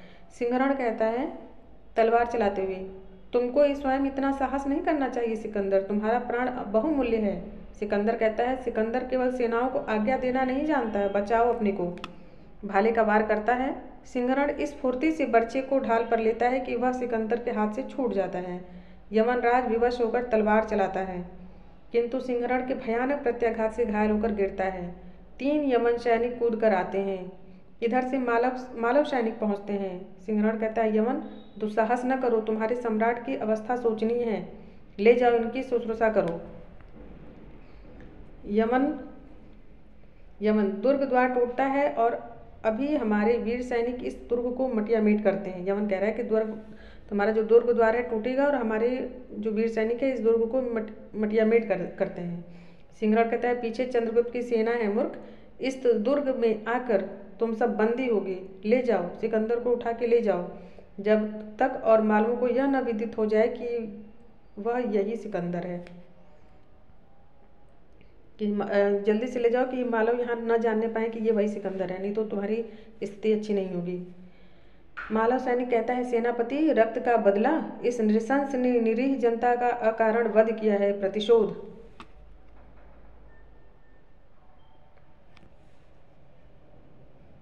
मालव सैनिक कह रहा है कि सेनापति रक्त का बदला, इस नृशंस ने निरीह जनता का कारण वध किया है, प्रतिशोध मतलब कि जो सिकंदर है इसे हमको प्रतिशोध लेना है, इसने हमारे यहाँ की जनता का जिसका कोई दोष नहीं था उसका इसने अकारण वध किया है। सिंहरण कहता है ठहरो मालव वीरों ठहरो, यह भी एक प्रतिशोध है, यह भारत के ऊपर एक ऋण था, परतेश्वर के प्रति उदारता दिखाने का यह प्रत्युत्तर है। यमन जाओ शीघ्र जाओ। तीनों यमन सिकंदर को लेकर जाते हैं। घबराया हुआ एक सैनिक आता है। सिंहरण कहता है क्या है? सैनिक कहता है दुर्ग द्वार टूट गया, यमन सेना भीतर आ रही है। सिंहरण कहते हैं कुछ चिंता नहीं, दृढ़ रहो, समस्त मालव सेना से कह दो कि सिंहरण तुम्हारे साथ मरेगा। अलका से कहता है तुम मालविका को साथ लेकर अंतःपुर की स्त्रियों को भूगर्भ द्वार से रक्षित स्थान पर ले जाओ। अलका मालव के ध्वंस पर ही आर्यों का यश मंदिर ऊंचा खड़ा हो सकेगा। अब ये देखिए क्या कौन कह रहा है? सिंहरण कह रहा है क्या कह रहा है कि अलका मालव के ध्वंस पर ही आर्यों का यश मंदिर ऊंचा खड़ा हो सकेगा। कौन कह रहा है? ये सिंहरण कह रहा है कि जो है मालव के ध्वंस पर ही आर्यों का यश मंदिर ऊंचा खड़ा हो सकेगा, जाओ। अलका का प्रस्थान होता है। यवन सैनिकों का प्रवेश, दूसरी ओर से चंद्रगुप्त का प्रवेश और युद्ध। एक यमन सैनिक दौड़ा हुआ आता है। यमन कहता है सेनापति सिलुकस, क्षुद्रकों की सेना भी पीछे आ गई है, बाहर की सेना को उन लोगों ने उलझा रखा है। चंद्रगुप्त कहता है यमन सेनापति मार्ग चाहते हो या युद्ध? मुझ पर कृतज्ञता का बोझ है तुम्हारा जीवन। सेल्यूकस कहता है कुछ सोचने लगता है हम दोनों के लिए प्रस्तुत हैं, किंतु चंद्रगुप्त कहता है शांति, मार्ग दो, जाओ सेनापति, सिकंदर का जीवन बच जाए तो फिर आक्रमण करना। यमन सेना का प्रस्थान और चंद्रगुप्त का जय घोष होता है और यहीं पे हमारा द्वितीय अंक भी समाप्त होता है। तो अगर आप मेरे चैनल पर नए हैं दोस्तों तो आप मेरे चैनल को सब्सक्राइब कर लीजिए और लाइक भी करिए, कमेंट भी करिए और अब मिलते हैं हम लोग अगले अंक में। धन्यवाद।